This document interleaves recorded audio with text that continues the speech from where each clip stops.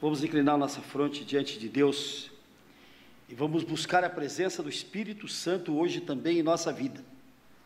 Abramos o nosso coração para que nós recebamos o Espírito Santo de Deus agora. Espírito de luz, de força, de energia, de entendimento, de perspicácia e de sabedoria. Ó Espírito Santo de Deus, nós te pedimos a tua presença dentro de nós. Nós abrimos o nosso coração para a tua entrada, faze dentro de nós a tua morada. Fica bem perto de nós para atender os nossos reclamos. Fica bem perto de nós, ó Espírito Santo de Deus, para nos ensinar todas as coisas. Nos dá a tua luz, a tua força, o teu vigor, principalmente a tua sabedoria. É o que mais nós precisamos, Senhor Jesus, Espírito Santo de Deus e Deus Pai Todo-Poderoso, a sabedoria do Espírito Santo, para a gente poder vencer todas as dificuldades da nossa vida, todas, sem nenhuma exceção. Nós te agradecemos, ó Espírito Santo de Deus, a tua presença dentro de nós. Os que creem, digam amém. Glória a Deus. Digam todos comigo agora: Senhor Jesus, nós declaramos que estamos reunidos aqui agora no teu nome. Vem cumprir a tua promessa, vem estar conosco. Sintamos agora a presença do Senhor Jesus agora conosco. Ele prometeu que quando 2 ou mais pessoas estivessem reunidas no seu nome, Ele estaria no meio delas. Portanto, Ele está aqui conosco agora, de corpo, alma, sangue e divindade, completo, real, total, pleno.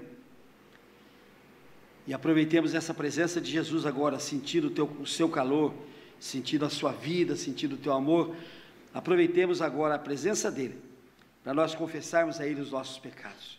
Digam todos comigo: Senhor Jesus, nós confessamos a Ti todos os nossos pecados, os nossos erros, as nossas faltas, as nossas transgressões, e nós arrependemos dela, e te pedimos, Senhor, perdão por todos eles. Sintamos agora o perdão de Jesus. Nós que não estamos acostumados a sentir perdão de ninguém, nós que não acreditamos no perdão de ninguém, sintamos agora o perdão do Senhor Jesus no nosso coração, na nossa vida. Sintamos esse perdão maravilhoso que Ele nos dá, porque Ele diz: eu jogo os teus pecados no fundo do oceano, para deles nunca mais me lembrar. Olha que coisa maravilhosa. É um Deus que perdoa definitivamente, é um Deus que perdoa radicalmente, é um Deus que não se lembra nunca mais das nossas iniquidades. Digam todos comigo agora: Senhor Jesus, nós declaramos que Tu és o Filho de Deus, e assim também nós nos tornamos filhos de Deus. Que coisa maravilhosa a gente crer nesse estado, crer nessa situação, crer nessa declaração de Deus, que quando nós reconhecemos a Jesus como Filho de Deus, nós também nos tornamos filhos de Deus. E quando nós nos tornamos filhos de Deus, a Bíblia tem aqui uma passagem muito interessante, que a gente precisa ler com bastante cuidado, que é no livro de Romanos. Por sinal, quando vocês quiserem conhecer bem a teoria cristã, bem a lição cristã, um livro que tem de ser lido assim, mas com bastante devoção, é o livro de Romanos.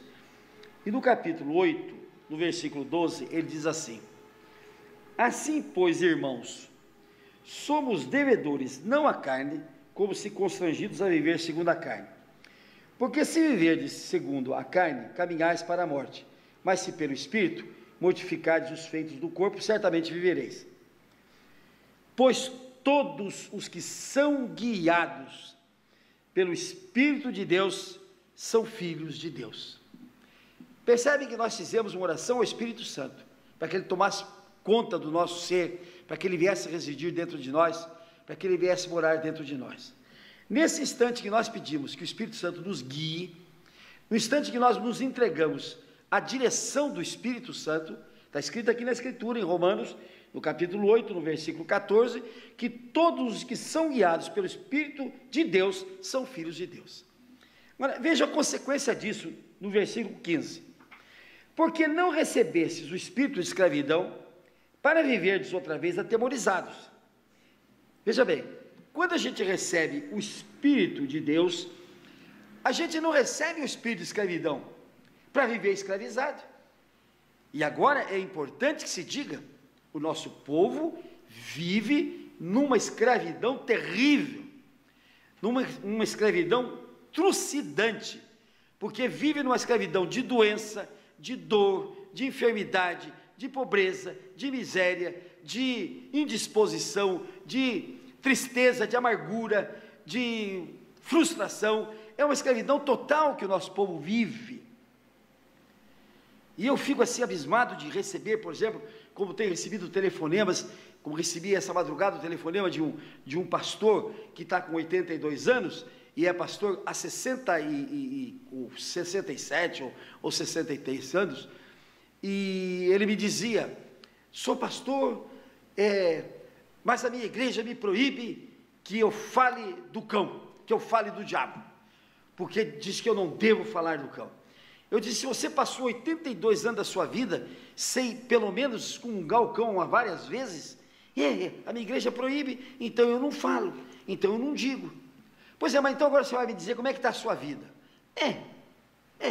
Estou com 82 anos, estou doente, estou cheio de dores, estou cheio de problemas, estou com uma filha com 43 anos, que agora está drogada, caída nas drogas, já fiz de tudo para ela sair disso, ela não consegue sair, e a minha mulher morreu, né? Casei-me com uma outra mulher e não está dando certo. Eu falei: e você acha que Deus está na tua vida? Aí não está, eu não sou pastor, eu não falo de Deus toda hora, eu não prego na minha igreja. Gente, aí é que está a diferença. Jesus disse aos fariseus que queriam o reino, Jesus disse: o reino de Deus não é isso que vocês esperam, o reino de Deus está dentro de vós, é dentro de nós que nós temos de construir o reino de Deus. E como é que nós começamos? Abrindo o nosso coração para o Espírito Santo tomar posse, depois obedecendo os mandamentos de Deus, obedecendo os mandamentos de Jesus, e fazendo com que Ele também venha morar dentro de nós, junto com o Pai. Então, quando nós nos tornamos templos do Espírito Santo, santuários do Pai e do Filho, neste momento, nós tomamos posse do reino de Deus, que está dentro de nós. E quando nós tomamos posse do reino de Deus, nós somos reis, somos sacerdotes, somos raça especial, somos povo eleito, povo escolhido. Aí é que está a diferença. Aí é que está o momento em que há a profunda diferença entre os que creem e os que não creem, entre os injustos e entre os injustos.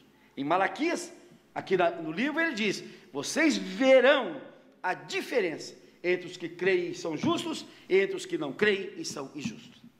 E ele diz assim: então você recebe o Espírito, não de escravidão, para ser escravo, mas recebe o Espírito de adoção, baseados no qual chamamos Pai.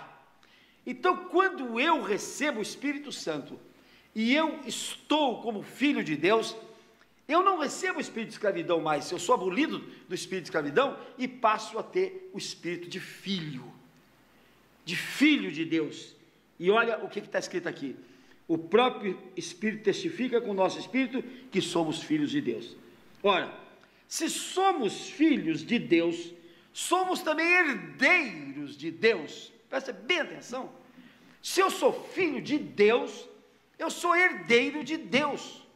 Então, todos os bens que Deus tem, como sendo dele todas as coisas são minhas. Eu sou herdeiro de Deus. Eu sempre digo para as pessoas que me escutam que a coisa mais bonita da parábola do filho pródigo não é a historinha do filho pródigo que foi, que voltou, aquilo é comovente, aquilo é importante, foi, voltou, o pai esperou, quando ele voltou, o pai deu festa, botou o anel do poder, botou sandália no pé, botou roupa nova. Mas o mais importante daquela parábola é quando o filho mais velho chega e vê aquela festa. Aquele filho chega e vê a festa, mas que festa é essa? O que é isso agora? É o seu irmão que voltou. Aquele meu irmão que jogou tudo fora, que gastou dinheiro com prostituta, que jogou a herança do meu pai toda fora, e meu pai está fazendo festa para ele? O que é isso? Não vou entrar nessa festa. Aí o pai chega e diz: filho, mas o que houve, filho? O senhor pergunta o que houve? Aquele filho infeliz, o senhor está dando essa festa, e para mim, o senhor nunca matou um cordeiro, nunca matou um cabrito para mim? Aí o pai diz assim: filho, que é isso, filho? tudo que é meu é teu, tudo que é meu é teu, tudo que é meu é teu. Esta é a convicção que nós devemos ter, que tudo que é de Deus é meu, como filho dele. Tudo que é de Deus é meu, porque eu sou filho dele. A paz, a prosperidade, a saúde, a tranquilidade, a riqueza, tudo que é do Pai é meu, porque eu sou herdeiro dele, eu sou filho dele, através de Cristo e através do Espírito Santo. Esta é a convicção que nós temos de viver, é com essa convicção que nós temos de vencer o mundo. Por isso que a gente diz que aqueles que creem em Cristo vencem o mundo. Por que que vencem o mundo? Porque são filhos do Rei, porque são filhos do Pai, porque são filhos do Criador do mundo. Por isso é que vencem, porque estão dentro dessa promessa como herdeiros do Pai, herdeiros de Deus e co-herdeiros de Cristo. Se com Ele sofremos, também com Ele seremos glorificados.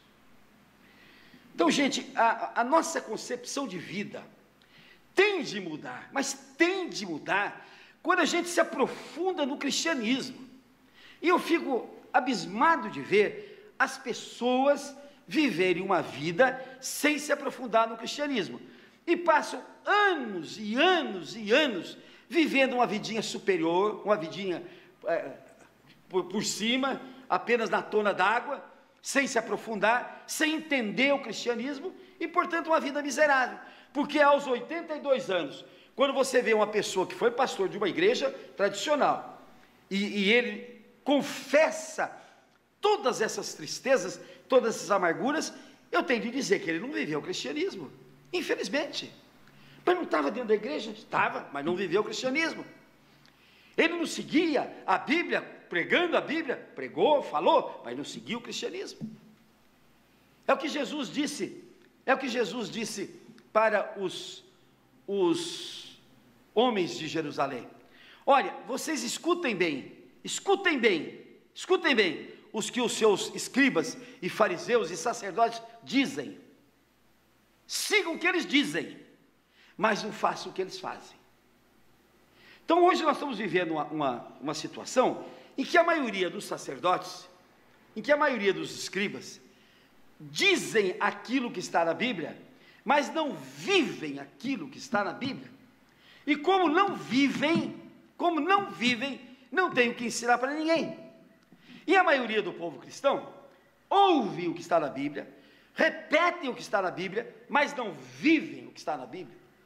E a Bíblia tem um padrão de vida especial, um padrão de vida maravilhoso para aqueles que querem seguir, porque quem vai seguir a Bíblia é filho de Deus, e como filho de Deus, é herdeiro da promessa, é herdeiro de Deus, é herdeiro do Pai, e como herdeiro do Pai, tem direito a todas as riquezas do Pai. Aquele pai lá em Lucas 15, que diz: filho, tudo que é meu é teu, é este Pai que nós temos quando nos tornamos filhos de Deus. E ele diz: filho, tudo que é meu é teu. E nós passamos na nossa vida miserável, vida triste, vida desgraçada, sabendo que nós temos um Pai rico e não aproveitamos da riqueza dele. Mas que falta, quando eu digo que a Bíblia é um ato de inteligência, quando eu digo que a Bíblia é uma atitude de inteligência racional, preste bem atenção, quero dizer que a Bíblia é um livro de inteligência racional, que a gente vai com inteligência, vai com razão, não é com emoção, não é porque eu ouvi falar bonito, que coisa mais linda, eu choro, eu pisoteio, eu rodopio, eu trilho, eu faço uma porção de coisa. Não, a Bíblia é um livro para ser seguido com inteligência e com raciocínio. Eu me tornei filho do Pai quando eu botei o Espírito Santo dentro de mim, e quando eu reconheci Jesus como Filho de Deus, e como Filho do Pai, como Filho dele. Eu quero ter a riqueza que ele tem, eu quero ter a herança que é dele. Gente, quando a gente apreende o verdadeiro sentido do cristianismo, a nossa vida muda por completo. Interessante que Jesus, aqui no livro de Lucas, no capítulo 11, ele dá uma explicação muito interessante. Ele diz assim: por isso eu vos digo, pedi e dar-se-vos-á, buscai e achareis, batei e abrir-se-vos-á. Então tem gente que fala para mim, eu tenho pessoas que eu estimo de todo o meu coração, amo de verdade, E eu digo, você já pediu? Já pedi, mas não vem. E peço toda hora, mas não vem. Mas como é que funciona isso então? Ou a pessoa está mentindo para mim, ou a Bíblia é mentirosa. Se a Bíblia não é mentirosa, eu só posso crer que quem está mentindo é a pessoa. Porque se ela está pedindo, ela não está pedindo de verdade, ela não está pedindo com fé, ela não está pedindo certinho na hora certa. Porque eu posso falar assim, por exemplo, eu vou pedir para o meu filho mais velho, me dá um carro, eu posso falar isso aqui agora. Mas se eu não chegar nele e pedir para ele, escuta filho, eu quero um carro, eu preciso de um carro, ele nunca vai saber que eu tenho esse desejo. E tem gente que não fala com Deus, tem gente que não conversa com Deus, fala pelas estradas, fala pelos ônibus, fala pelas ruas, mas não conversa com Deus. Então aqui está escrito, pedi e dar-se-vos-á, buscai e achareis, batei e abrir-se-vos-á. Pois todo o que pede, recebe. Olha, ele diz assim, todo o que pede, todo aquele que pede, recebe. O que busca, encontra, e quem bate, abrir-se-á. Qual dentre vós é o pai que, se o filho lhe pedir pão, lhe dará uma pedra? Ou se pedir um peixe, lhe dará um lugar de peixe, uma cobra? Ou se lhe pedir um ovo, vai lhe dar um escorpião? Vamos lembrar dos nossos pais, vivos ou mortos. Vamos lembrar agora dos nossos pais. Será que alguma vez nós pedimos um peixe para o pai e o pai deu para nós uma serpente? Será que quando nós pedimos um ovo, o pai foi lá e pegou um escorpião? Vamos lembrar, faça uma meditação sobre o pai de vocês aqui na terra, vivo ou morto. Será que eles foram tão iníquos assim, de dar ovo, de dar escorpião em lugar de ovo, quando vocês pediram alguma coisa? O nosso pai aqui nunca fez isso. Agora é o que ele diz assim, ora, se vós que sois maus, sabeis dar boas dádivas aos seus filhos, quanto mais o Pai Celestial dará o Espírito Santo àqueles que lhe pedirem. Então preste atenção numa coisa, eu quando vou pedir ao Pai alguma coisa, eu não preciso pedir para Ele alguma coisa, basta que eu peça a Ele que me dê o Espírito Santo. Porque se Ele me der o Espírito Santo, e se eu tiver o Espírito Santo dentro de mim, e se eu seguir a orientação do Espírito Santo, eu vou conseguir tudo aquilo que eu quiser. Porque o Espírito Santo vai me ensinar todas as coisas, vai me mostrar todas as coisas, e eu vou aprender todas as coisas por intermédio do Espírito Santo de Deus. Então, aquele pai que nós temos aqui, é um pai que quer nos ajudar, que quer nos dar alguma coisa, que quer fazer de nós alguma coisa séria. Agora, a gente vai na imprensa, e o que a gente vê? A gente vê isso aqui, por exemplo, olha aqui. Em 11 dias de junho, registrou-se 53% mais de homicídios aqui em São Paulo. Quer dizer, em vez de cair o homicídio, aumenta o homicídio. Quer dizer, o homicídio. O latrocínio aumentou 80% nesses últimos dias. O latrocínio, que é o roubo seguido de morte. Aí nós vimos aqui o secretário da Justiça, da Segurança Pública, falar que nós estamos numa escala de violência. Foi a única coisa que ele conseguiu falar. É mais um homicídio, é mais um, dentre tantos que acontecem, é mais um. E nós estamos numa escala de violência, é o que ele diz. A Bíblia diz, fazei cadeias, cada vez mais cadeias, porque elas nunca serão suficientes para abrigar todos aqueles que violam a lei. A Bíblia fala isso há 4.000 anos atrás. Há 4.000 anos atrás. E nós estamos vivendo isso. Hoje nós temos no Brasil mais ou menos 500.000 presos amontoados em celas imundas, sem nenhuma, bichos, verdadeiramente bichos, que não tem nenhuma recuperação, 500.000. E nós temos 1,5 milhão de processos que vão desaguar mais ou menos em mais 1 milhão de prisões. E o que é isso, gente? É a falta de uma paternidade, é a falta de viver uma filiação legítima, uma filiação de Deus. Porque aquele que está fazendo o latrocínio, se fosse filho de Deus, ele não precisava roubar. Aquele que está sendo roubado, se fosse filho de Deus, Deus também não deixaria que ele fosse roubado. Porque Deus é todo poderoso, Ele não quer a minha felicidade, portanto Ele não vai deixar que eu seja roubado, nunca, nunca. Então nesses casos aqui, o que nós estamos vendo? Que ninguém deles reconhece a filiação de Deus. Por quê? Os que estão roubando, em vez de buscar a sua filiação e buscar no Pai, que tem muito mais para dar do que aquele infeliz que está num carro e que ele mata e às vezes nem rouba nada? Por que não vai buscar no Pai Celestial, que tudo tem e que não nega nada a ninguém? Está escrito aqui: pedi e dar-se-vos-á, batei, abrir-se-vos-á, procurai e achareis. Está escrito na Escritura Sagrada? Não, mas em vez de eu procurar o meu Pai, que é rico, rico podre, não, eu vou matar para roubar. Eu vou matar para roubar. E aquele que é roubado, né? As maiorias das vezes não estão no caminho correto, não estão no caminho certo. A maioria das vezes estão num barzinho, estão numa boate, estão buscando alguma coisa errada e não estão buscando a filiação de Deus. Mas aquele que buscar a filiação de Deus está livre de toda e qualquer situação menos favorecida. Aí vamos ver essa notícia aqui, que está no estado de São Paulo. Venda de armas no Colorado cresce 40% após o massacre. Então vejam bem, vocês se lembram que no Colorado, nos Estados Unidos, foi onde aquele doido matou 12 pessoas e feriu 59 pessoas. E não fez mais desgraça, porque a polícia correu no apartamento dele e lá encontrou um arsenal de gasolina, um arsenal de explosivos, que ele ia botar o prédio nos ares. Muito bem, quando acontece uma desgraça dessa, o povo chora, o povo se internece, aqui, o povo leva flores no local da morte, né? Tudo coisa emotiva, tudo coisa superficial, tudo coisa de fora, nada de profundo, nada de meditação profunda. E o povo faz o quê? Vai buscar armas. 43% foi o aumento da compra de armas no Colorado, nos Estados Unidos, depois desse massacre.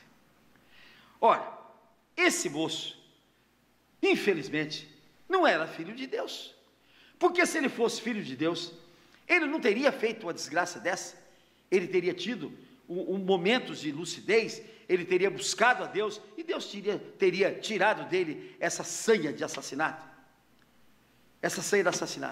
Agora o povo que está ali, em vez de buscar a Deus, então, Senhor, o perigo está grande, ao meu redor está cheio de gente, cheia de violência, eu quero a tua proteção, eu me declaro teu filho e sei que o Senhor pode me proteger, sei que o Senhor tem poder para me proteger, eu sou teu filho e quero agir de acordo com essa filiação. Não, eu vou botar um trabuco aqui na cintura e quero ver você morrer com trabuco e tudo, Eu quero lembrar agora, para os que gostam de arma, é até uma coisa que não devia falar num programa religioso, mas antigamente, os valentões, quando eram afrontados por arma de outras pessoas, eles tinham um gesto bem ignóbil, eles urinavam na arma da pessoa, diziam: eu vou urinar na tua arma aí.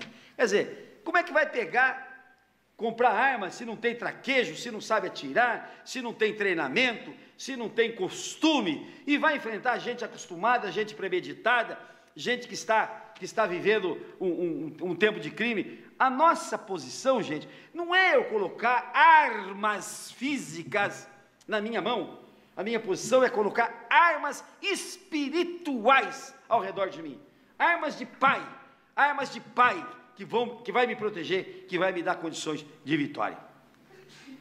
Então, quando a gente vê uma coisa dessa, a gente vê quão longe as pessoas estão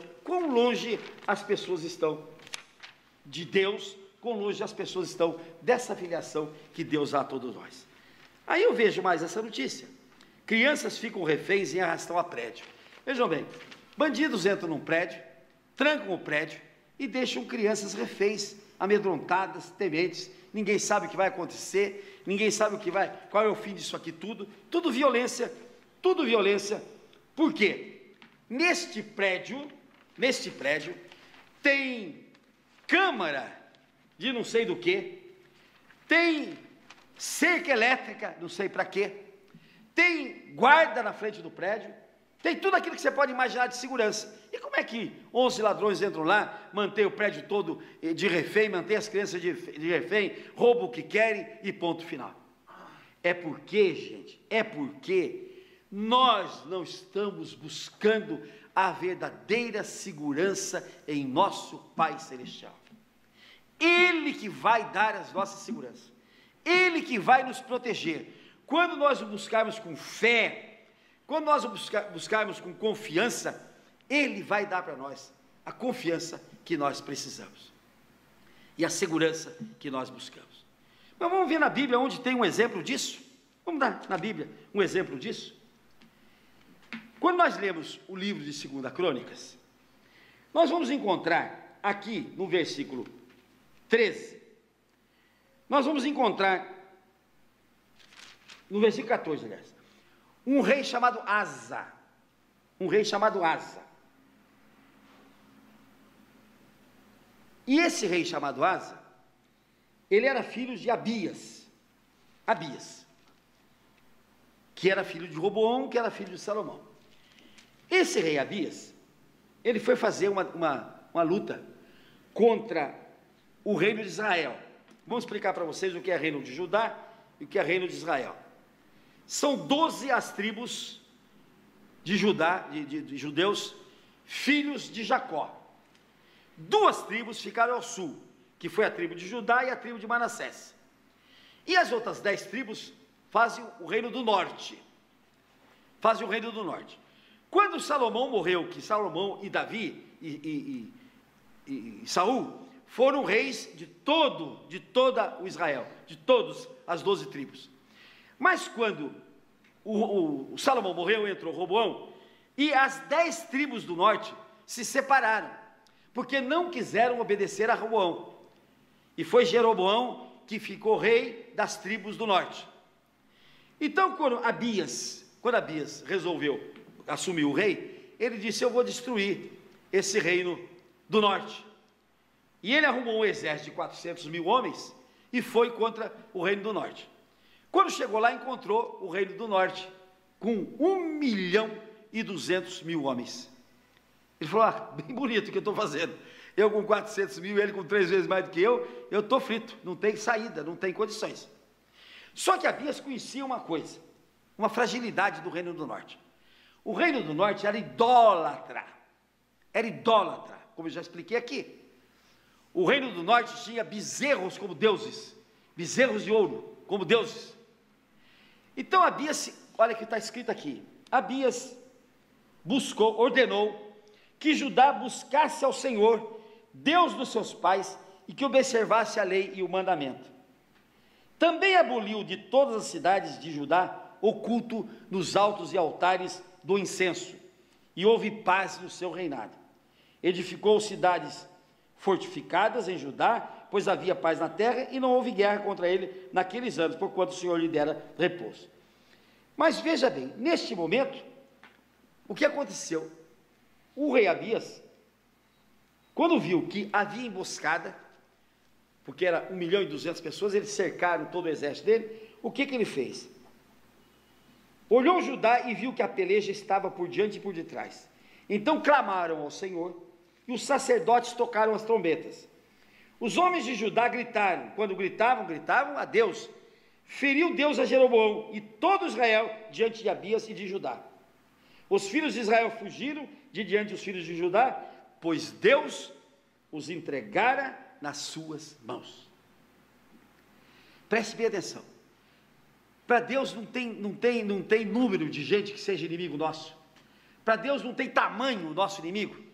Para Deus não tem poder o nosso inimigo. Para Deus não tem força o nosso inimigo. Por mais forte que ele seja, por mais numeroso que ele seja, quando a gente o invoca, ele vem em nosso socorro e destrói os nossos inimigos.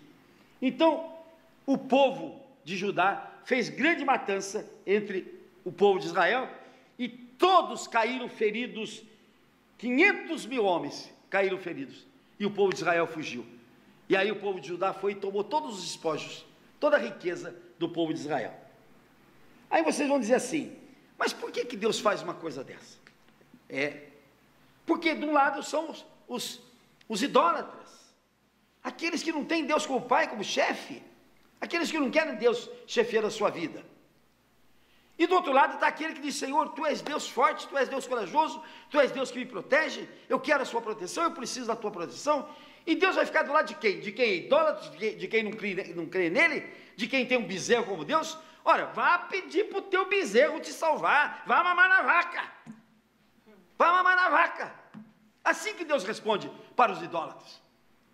Agora, para os que são dele, ele diz, não, eu vou proteger você, eu vou achar o seu jeito. Esta é a situação dos idólatras e a situação de Deus. Agora, Asa, que foi filho de Abias, também teve a mesma situação. Os etíopes vieram com um exército de 1.200.000 pessoas. De novo, outro povo, contra Asa, que era filho de Abias. E o que fez Abias? Olha aqui. Clamou Asa ao Senhor, agora é Asa. Clamou Asa ao Senhor, seu Deus, e disse, Senhor, além de ti não há quem possa socorrer numa batalha entre o poderoso e o fraco. Ajuda-nos, pois, Senhor nosso Deus, porque em ti confiamos e no teu nome viemos contra esta multidão. Senhor, tu és o nosso Deus, não prevaleça contra ti o homem. O que aconteceu? O Senhor feriu os etíopes diante de Asa e diante de Judá, e eles fugiram.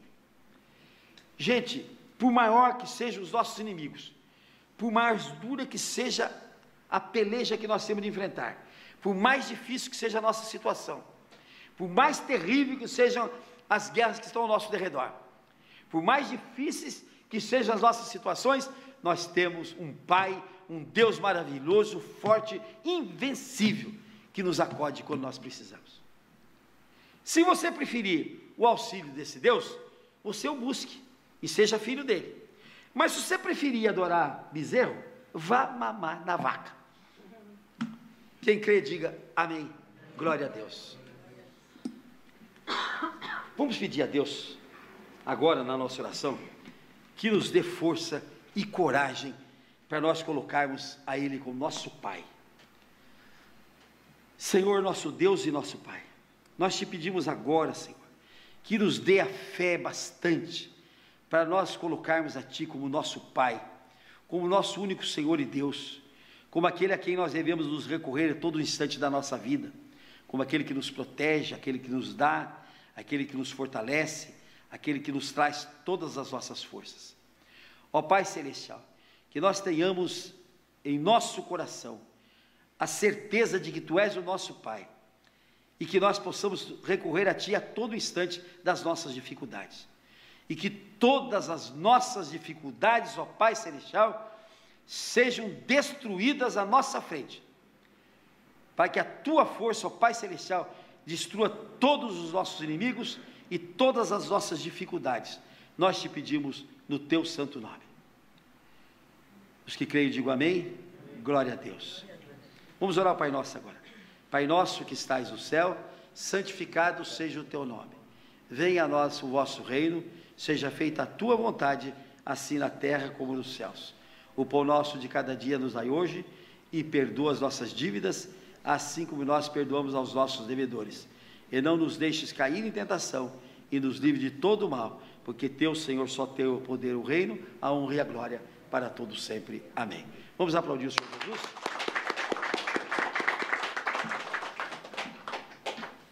E vamos nos ungir para a vitória.